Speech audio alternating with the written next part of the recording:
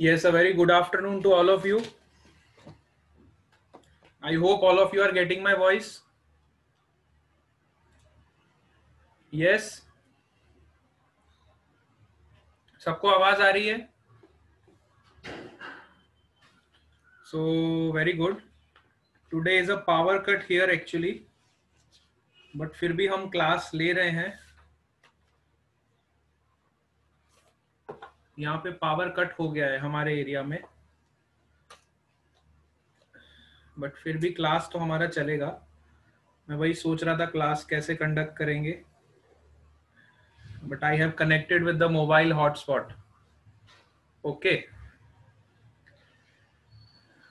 Sir, I am leaving the meeting due to puja at my home. Okay Pallavi, ठीक है बेटा, अगर पूजा ज्यादा अर्जेंट है तो आप लीव कर दो, कोई बात नहीं. But make sure that you will revise from this video, है ना? आपको रिवीजन कर लेना है बाद में. चलो सबसे पहले अटेंडेंस ले लेते हैं. Okay yes, so first is Khushi Singh, present. Pooja Patel, present. Very good afternoon. Maitri Shah is present. Sneha is present. Ritvik Bhutani is present. Kataria Khushi, PP Savani. Kataria Khushi has now become consistent in attending the class. Good. Kataria Khushi, ऐसे ही class attend करते रहो daily. Yes. पूजा पटेल, खुशी सिंह, मैत्री पटेल. मैत्री Patel is also present.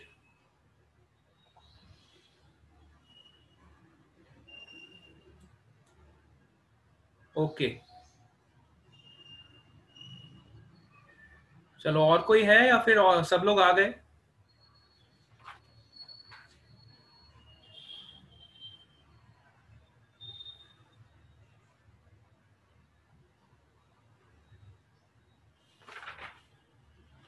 खुशी सिंह, पूजा पटेल, मैत्री शाह, खुशी Kataria,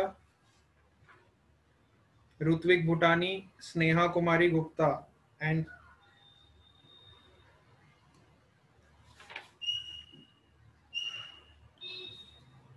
Bhavsar Vishwa is also present. Okay. Where is Priyanshi?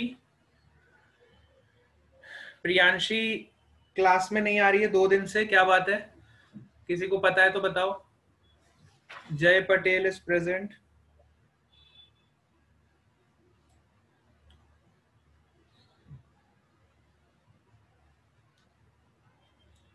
नील पटेल.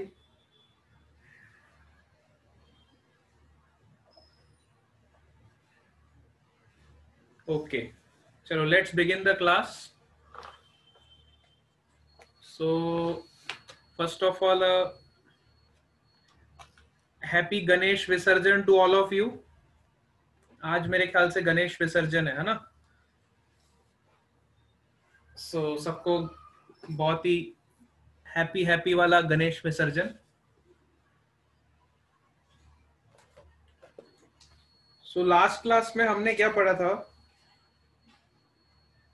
हम वेक्टर्स के बारे में पढ़ रहे थे और हमने law of parallelogram of vector addition पढ़ा था, है ना? Okay very good. Sneha is saying same to you. Okay thank you. चलो, सबको स्क्रीन दिख रहा है? Yes, is screen visible to all of you?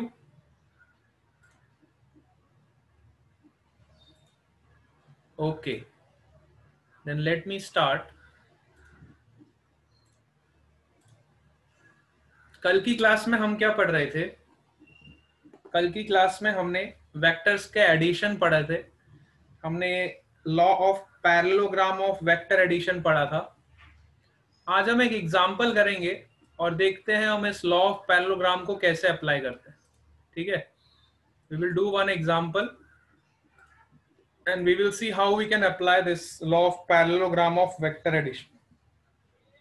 Suppose rain is falling vertically at a speed of 35 meter per second. It is given that the rain is falling at a speed of 35 meter per second in vertically downward direction and the wind starts blowing after some time at a speed of 12 meter per second. So wind blow करनी start हो जाती है in west direction. Wind is blowing in west direction. It is given that with a speed of 12 meter per second. ठीक है, this is the velocity of wind. I am denoting this by VW, and this is the velocity of rain. I am denoting this by VR. ठीक है, so two different velocities are given. Now the question is that in which direction should a boy waiting at a bus stop should hold his umbrella. So यहाँ पे एक boy खड़ा है और इस boy को अम्ब्रेला किस डायरेक्शन में होल्ड करना चाहिए कि उस पे पानी नहीं गिरे, है ना। इस बॉय को अम्ब्रेला किस डायरेक्शन में होल्ड करना चाहिए so that he is safe from rain. उसको रेन से बचने के लिए अम्ब्रेला को कौन सी डायरेक्शन में ओपन करना चाहिए। तो चलो सबसे पहले हम रिलेटिव वेलोसिटी निकालेंगे with the help of we will calculate the relative velocity of this rain with respect to wind. तो रिलेटिव वेलोसिटी निकालने के लिए हम क्या करेंगे, ये दो वेक्टर्स हमें पता है, this is one vector and this is another vector. So we will add both these vectors. So जब हम दोनों वेक्टर्स को ऐड करेंगे, so this is the velocity of rain, which is 35 meter per second.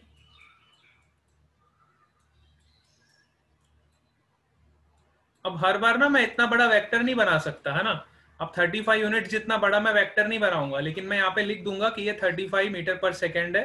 मतलब इसका हमें मान लेना है कि इसका जो लेंथ है वेक्टर का वो 35 यूनिट्स का है।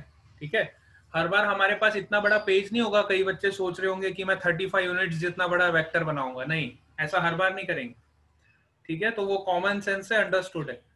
और विंड कहाँ पे फ्लो कर रही है, wind is flowing in this direction with a velocity of 12 metre per second, है ना। तो इस वेक्टर को कंपैरेटिवली थोड़ा छोटा बना देते हैं उसके कंपैरिजन में, 35 के कंपैरिजन में 12 को थोड़ा छोटा बना देते हैं। तो this is the velocity of wind which is given as 12 meters per second. ठीक है, now we can apply the law of parallelogram of vector addition. First of all, complete the parallelogram. You can connect these dots by completing the parallelogram. Now you can easily find the resultant vector, which is directing from this point to this point. This will be your resultant vector. मतलब असली में rain इस direction में आएगी, है ना, क्योंकि wind की वजह से रेन थोड़ी इस तरफ शिफ्ट हो जाएगी। तो रेन का जो रिजल्टेंट वेक्टर होगा उसकी टेंडेंसी होगी कि वो इस डायरेक्शन में फॉल करे। ठीक है, this is your resultant vector. You can also say this is the relative velocity of rain with respect to wind. ठीक है, हम इसको ऐसा भी बोल सकते हैं, it is the relative velocity of rain with respect to wind. This is your resultant vector basically. मतलब असली में रेन इस डायरेक्शन में आएगी। तो अगर बॉय, जो यहाँ पे बॉय खड़ा है, अगर वो अपना छाता इस डायरेक्शन में खोल के खड़ा रहे तो वो रेन से बच जाएगा, है ना। मतलब this is velocity of wind and this is velocity of rain. अगर बॉय इस डायरेक्शन में अपना छाता खोल के खड़ा हो तो जो रिजल्टेंट वेक्टर है, रिजल्टेंट वेक्टर मतलब रेन इस डायरेक्शन में फ्लो होगी। तो अगर वो इस डायरेक्शन में अपने अम्ब्रेला को ओपन कर देगा तो वो रेन से सेफ हो जाएगा, है ना। वो जो बॉय है वो रेन से सेफ हो जाएगा, ठीक है। सो वही कंसेप्ट हमने यहाँ पे लगाया। So first we need to calculate the resultant vector. So how we will calculate the resultant vector? We will use the law of parallelogram of vector addition, which says that r square equal to a square. So यहाँ पे a मैं किसी भी एक को मान लेता हूँ। सपोज मैंने vw को a मान लिया, इसको मैं a मान लेता हूँ और इसको मैं b मान लेता हूँ, ठीक है। आप किसी को भी a किसी को भी b मान सकते हो according to your convenience. So your resultant will be a square plus b square plus 2ab cos of theta. So हम जब cos थीटा लेते थे, so थीटा कौन से वेक्टर्स के बीच का एंगल लेते थे बताओ? What is the value of theta here? Due to network issue, Priyanshi is not able to join in the meeting. Okay, so Priyanshi को बोलना कि जैसे ही मैं वीडियो अपलोड कर दूं तो आप क्लास जरूर अटेंड करो। जो लोग नेटवर्क इशू की वजह से ज्वाइन नहीं कर पा रहे हैं उन्हें अपनी क्लास का लॉस नहीं करना है, ठीक है। घर पे जब भी नेटवर्क आएगा you can see the video. Yes, Shreya has also join, ठीक है, गुड। सो अब बताओ मेरे को यहाँ पे थीटा की वैल्यू क्या होगी? What is the value of theta in this equation? कौन बताएगा? What is the value of theta in this equation? 90 degree, very good. Nikki has also joined. Nikki from SVB. Okay, ठीक है। सो 90 degree होगा theta. देखो theta हम हमेशा क्या लेते थे, हमारे पास अगर दो वेक्टर्स होते थे, एक ए वेक्टर और एक B vector, so theta is always the angle between the vectors, है ना। Theta is always the angle between the vectors. So अब यहाँ देखो ए और बी के बीच का एंगल कितना है? 90 डिग्री। ए और बी के बीच का एंगल कितना है? 90 degree. So I can substitute here 90 degree and you know that your cos 90 is always 0. cos 90 is always 0. So ये वाला टर्म आपका कैंसिल हो जाएगा because cos 90 is 0. So you will get resultant is equal to a square plus b square. What is the magnitude of a? Magnitude of a is 12. So you can easily calculate 12 square plus 35 square. तो यहां से आपको resultant मिल जाएगा 37 meters per second. Now you have got the magnitude of this resultant vector, but what about the direction, है ना। So हम direction कैसे निकालेंगे? Again see this figure very carefully.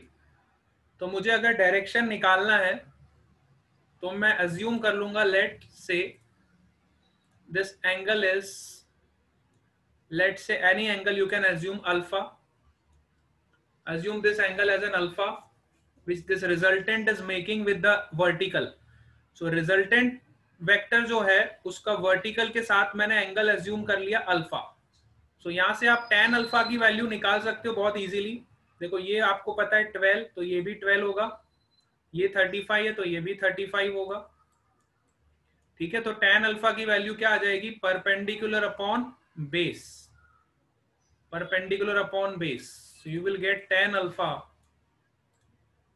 tan alpha is equal to, tan alpha is equal to 12 upon 35. So यहां से आपको alpha मिल जाएगा। You can simply write alpha is equal to tan inverse 12 upon 35। अब कई बच्चों को डाउट आता है सर हम इसको सॉल्व कैसे करें? तो इसको सॉल्व करने की जरूरत नहीं है आपको, आपको यहीं पे लिख के इसको फाइनल आंसर लिख देना है, ठीक है। This will be your final answer exam में अगर कोई क्वेश्चन आता है तो वो ऐसा ही क्वेश्चन देंगे जिसमें आप अल्फा की वैल्यू इजीली निकाल पाओ। मतलब सपोज करो आपका tan अल्फा आ जाएगा, अगर आपका tan अल्फा का वैल्यू 1 आता है ना, सपोज करो tan अल्फा का वैल्यू 1 आएगा तो आपका अल्फा इजीली आ जाएगा 45 डिग्री। सो एग्जाम में वो ऐसा ही डेटा देंगे जिसकी वैल्यूज आप इजीली कैलकुलेट कर सकते हो।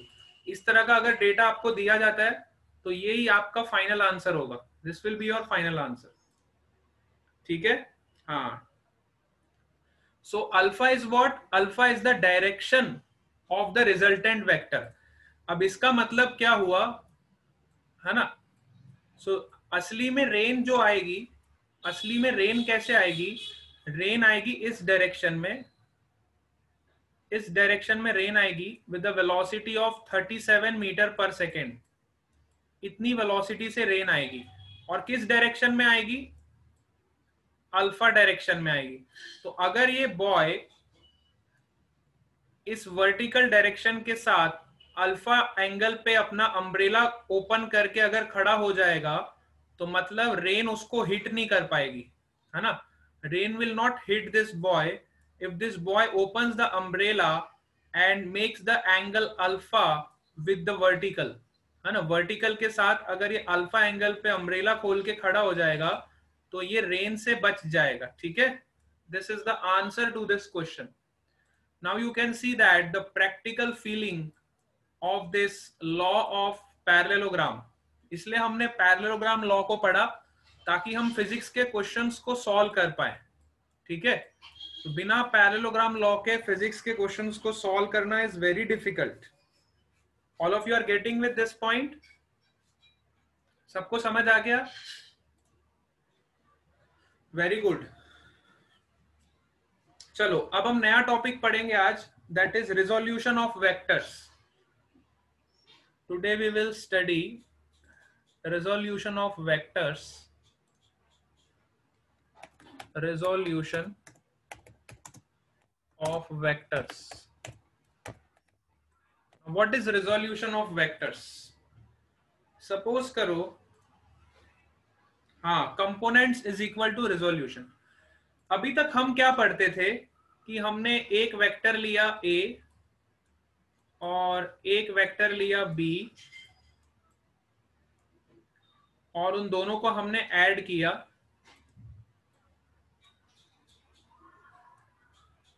जैसे हमने दोनों को ऐड किया तो हमें एक रिजल्टेंट वेक्टर मिल गया R। अगर हम ट्राइंगल लॉ से ऐड करते थे तो हम वेक्टर्स को ऐसे ऐड करते थे,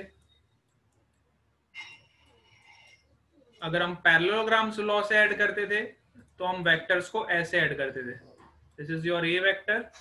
if I want to apply the parallelogram law, I will connect from tail to tail. Again you see that the resulting will be in the same direction. The resultant vector will be in the same direction. आप देख सकते हो, चाहे आप triangle law apply करो तो भी आपको यही रिजल्टेंट मिलेगा, एंड पैरेललोग्राम लगाओगे तो भी आपको सेम रिजल्टेंट मिलेगा। रिजल्टेंट की डायरेक्शन और रिजल्टेंट का मैग्नीट्यूड सेम होगा, चाहे आप कोई भी लॉ लगाओ, चाहे आप ट्राइंगल लॉ लगा के सॉल्व करो, चाहे आप पैरेललोग्राम लॉ लगा के सॉल्व। सो इन दोनों लॉज में अभी तक हम क्या पढ़ते थे? हम दो वेक्टर्स को ऐड करते थे, लेकिन अब हम क्या पढ़ेंगे? Now we will study the resolution of vectors. This is very important part to solve the problem in physics, so you must listen this concept very carefully. So हमने क्या किया? हमने एक वेक्टर लिया, सपोज मैंने ये रिजल्टेंट वेक्टर लिया।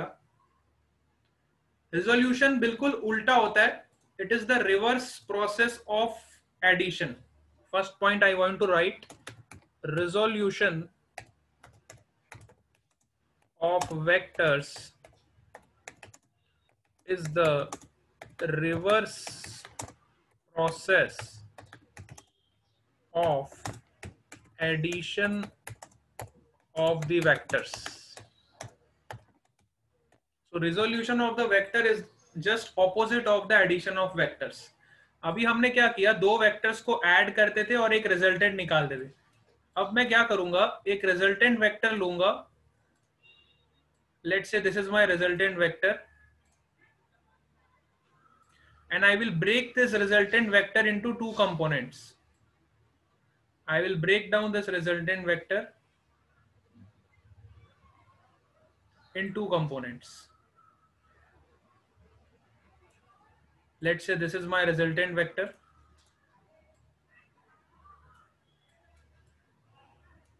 If I break down this resultant vector in two components, I will get one component along this axis.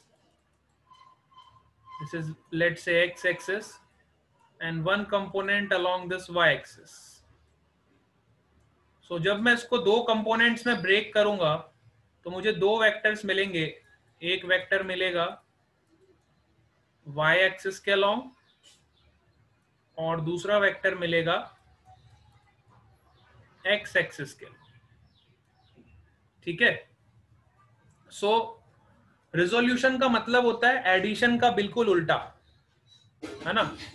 सो पहले हम क्या करते थे, ये वेक्टर में, इस a वेक्टर में b वेक्टर को ऐड करते थे तो हमें ये रिजल्टेंट वेक्टर मिलता था.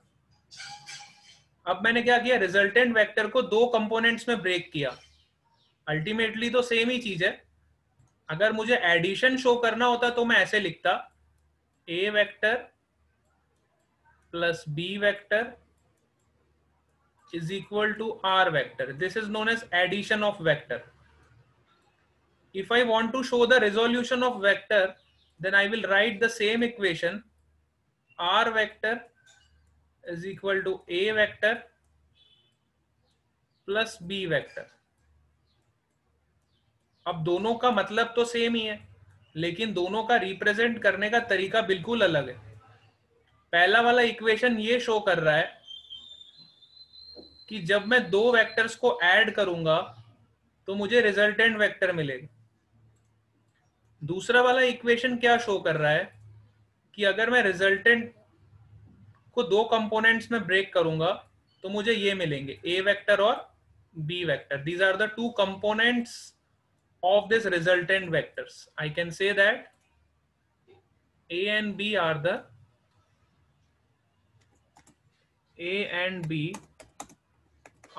components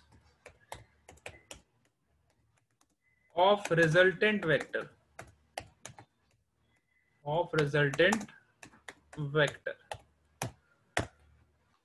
ठीक है, समझ आया. हाँ, इसको कई बार ऐसे भी बोलते हैं. सपोज करो मैंने कोई वेक्टर लिया और उसको किसी स्केलर से मल्टीप्लाई किया. Let's say lambda. Lambda is one scalar. इसको मैंने मल्टीप्लाई किया एंड एक मैंने लिया बी वेक्टर, ऐसे भी समझ लो, और इसको किसी दूसरे स्केलर से मल्टीप्लाई किया. Let's say this scalar is mu. If I add both these vectors, then I will get the resultant vector. This is known as the addition of vectors. And the reverse process, इसका बिल्कुल reverse process क्या होगा? If I break the r vector in two components, so I can break the r vector as a lambda times a vector plus mu times b vector. ये बिल्कुल वैसा ही फंडा है जैसे आप डिफरेंशिएशन और इंटीग्रेशन में पढ़ते थे. डिफरेंशिएशन और इंटीग्रेशन दोनों एक दूसरे के रिवर्स प्रोसेस है. जैसे कि आपको पता है integration is the reverse process of differentiation. Similarly, you can say that resolution is the reverse process of addition of vectors. Addition का बिल्कुल उल्टा है resolution. ठीक है. अब इसको एक एग्जांपल से समझते हैं. सपोज करो मैंने आपको एक वेक्टर मैंने आपको दिया, a vector let's say is equal to 3i cap and b vector is equal to 4j cap. b vector is equal to 4j cap. अगर मैं आपको बोलूं add both the vectors and find the resultant, so आप क्या करोगे, r vector is equal to 3i cap plus 4j cap, यही करोगे, ठीक है। 3i cap plus 4j cap. लेकिन अगर मैं आपको बोलूं कि मैंने आपको एक वेक्टर दिया, let's say I have given you in question r vector is equal to 3i cap plus 4j cap, and if I say you find a vector and b vector, find vector a and find vector b,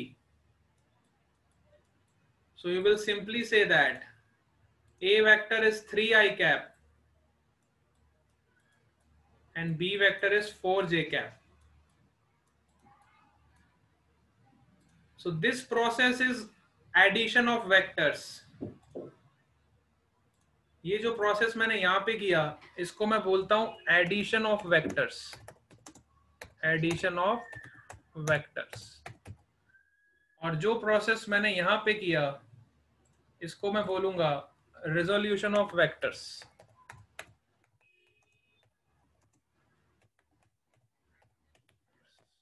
मेरे ख्याल से अब आपको दोनों के बीच का difference बहुत अच्छे से क्लियर हो गया होगा।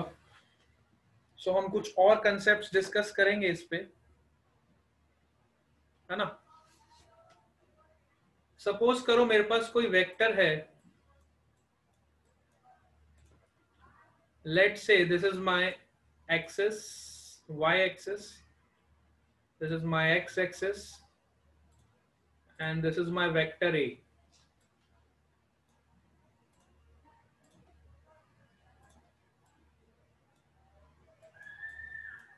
ठीक है, this is my x axis, this is my y axis, this is my origin and this is my vector a। ठीक है, तो अगर मैं वेक्टर ए की बात करूं तो इसके दो कंपोनेंट्स होंगे। One is along the X axis, I have to take the projection of this vector, है ना। मैंने क्या किया, इस वेक्टर का प्रोजेक्शन लिया एक्स एक्सिस पे, so this will be your A x which is the x component of a vector. Similarly, if I take projection on y axis, I will get the vector ay. This is the y component of a vector. So overall, if I want to represent this condition, I will write, अब ax vector का direction क्या है देखो, I cap, और ay vector का direction कहाँ पे, j cap. So I can represent like this, ax I cap plus ay j cap, which is equal to this a vector, which is equal to this a vector. Suppose I need to find the magnitude of this a vector. Suppose I need to find the magnitude of this a vector. Then what will be the magnitude of this a vector? इसका magnitude कितना होता है बताओ।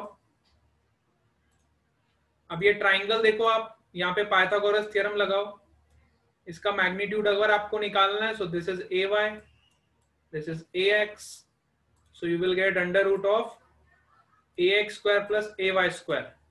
Magnitude of A vector is under root of A X square plus A Y square. Getting it? All of you are getting this? ठीक है। अब suppose करो मैं ये एंगल अज्यूम कर लेता, let's say this angle is theta. If this angle is theta, let's say a vector is making an angle of theta with the positive x axis, so I can write, अब मैं ax को क्या लिख सकता हूं देखो, I can write ax component will be a cos theta, a cos,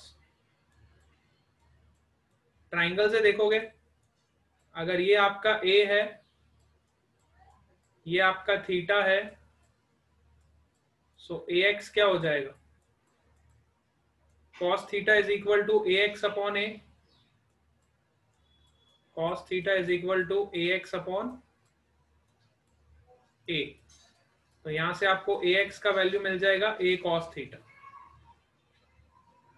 Similarly, you can also find ay, that is the y component of a vector. So y component of a vector कितना होगा बताओ? Yes, y component of a vector will be ay is equal to a sin theta। ay is equal to a sin, ठीक है, very good. अब आप क्या करो, ये दोनों इक्वेशंस को स्क्वायर करके ऐड करो। This is equation number 1 and this is equation number 2। Now squaring and adding both the equations, you will get, squaring and adding both the equation, you will get ax square plus ay square, which is equal to a square cos square theta plus a square sin square theta। जब आप दोनों equations को square करके add करोगे तो आपको क्या मिलेगा, देखो, you will get A X square plus A Y square, which is equal to, take a square as a common, so you will get cos square theta plus sin square theta। cos square theta plus sin square theta कितना होता है बताओ?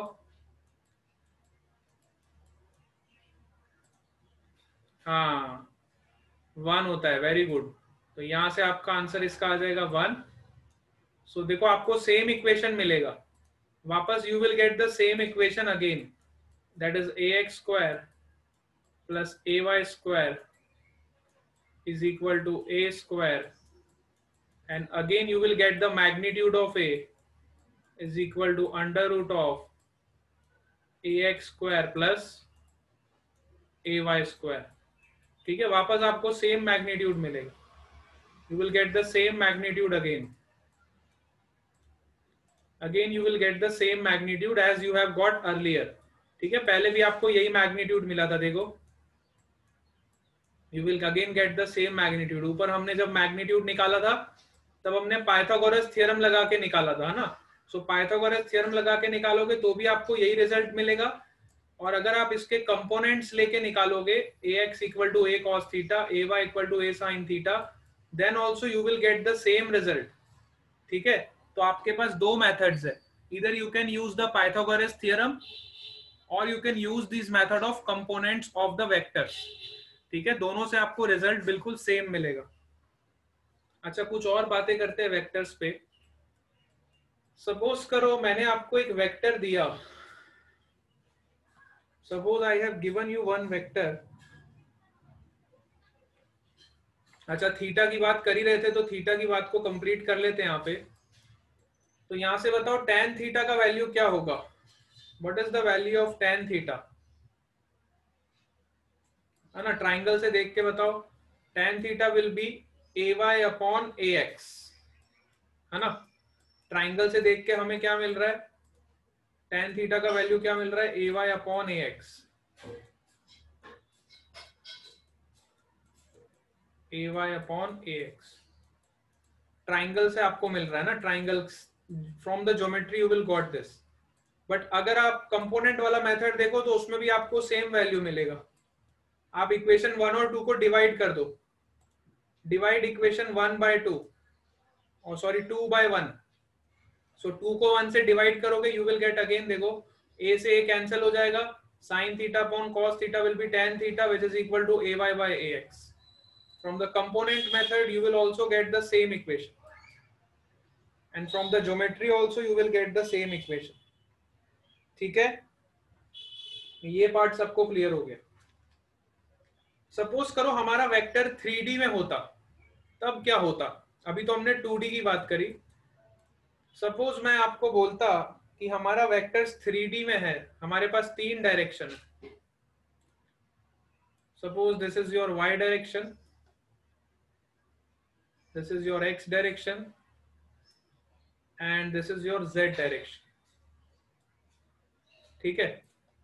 और ये हमारा vector a है, this is my vector a, और इसके 3 कंपोनेंट्स होते, इस वेक्टर a के 3 कंपोनेंट्स होते। अगर मैं 3D वेक्टर की बात करूं, so this vector will have 3 components. One is along the x-axis, another is along the y-axis, and third one is along the z-axis. So 3 components इसके क्या होते, एक कंपोनेंट आपका इधर होता along the x-axis, एक कंपोनेंट इधर होता along the y-axis, और तीसरा कंपोनेंट इसका होता along the z-axis, ये वाली एक्सिस, ठीक है। तो तीनों को बताने के लिए मैंने एज्यूम किया, लेट सपोज ये जो आपका a वेक्टर है, it is making an angle alpha with the x-axis, it is making an angle beta with the y-axis, and it is making an angle gamma with the z-axis. This a vector is making an angle of gamma with the z-axis, ठीक है। तीनों के साथ आपको angles इसके पता है।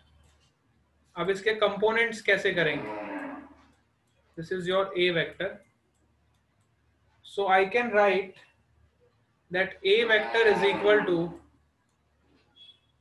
इस डायरेक्शन में इसका जो कंपोनेंट होगा वो क्या होगा, ax I कैप,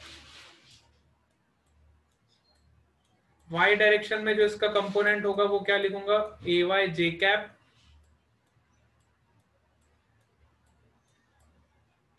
और z डायरेक्शन में इसका जो कंपोनेंट होगा उसको मैं लिखूंगा az k cap.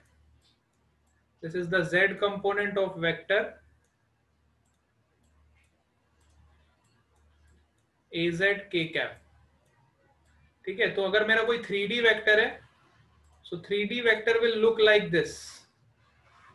This is the 3D vector representation. किसी भी 3D वेक्टर को रिप्रेजेंट करने के लिए हम उसको ऐसे रिप्रेजेंट करते हैं, ठीक है। अब मैंने क्या किया, इसका ax कंपोनेंट निकालना है। So ax component means you have to take the projection on x-axis. ax component means take the projection on x-axis. So x-axis पे इसका प्रोजेक्शन क्या होगा, a cos alpha, x-axis पे प्रोजेक्शन क्या होगा, a cos alpha। Similarly y-axis पे projection लेना है, तो y-axis पे प्रोजेक्शन क्या होगा, a cos beta, a cos beta। And z-axis पे जब इस वेक्टर का प्रोजेक्शन लोगे तो z-axis पे इसका प्रोजेक्शन क्या होगा, a cos gamma, a cos gamma, ठीक है। सो हमने तीनों एक्सिस पे इसका प्रोजेक्शन ले लिया। Now we will substitute this value in this equation and let's see what we will get. So जैसे ही आप तीनों एक्सिस पे इस वेक्टर का प्रोजेक्शन लोगे और इस इक्वेशन में पुट करोगे